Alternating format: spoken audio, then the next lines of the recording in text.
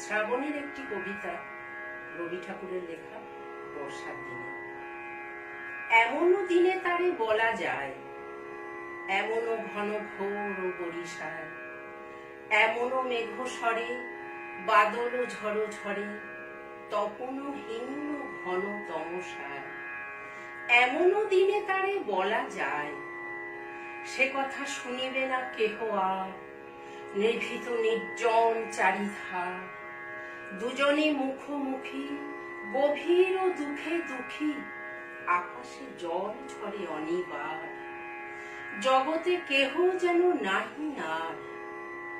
সমাজ সংসার মিছে সব, মিছে এ জীবনের কলরব, কেবল আঁখি দিয়ে আখির সুধা পিয়ে, হৃদয় দিয়ে হৃদি অনুভব, আধারে মিশে গেছে আর সব। বলিতে বেথিবে না নিজ কান, চমকি উঠিবে না নিজ প্রাণ, যে কথা আখি নিরে মিশিয়া যাবে ধীরে, বাদল বায়ে তার অবসান, সে কথা ছেয়ে দিবে দুটি প্রাণ।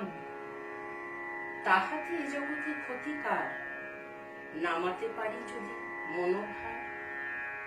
শ্রাবণ বরিশনে একদা গৃহ কোণে, দু কথা বলি যদি কাছে তার, তাহাতে আসে যাবে কি বা কার।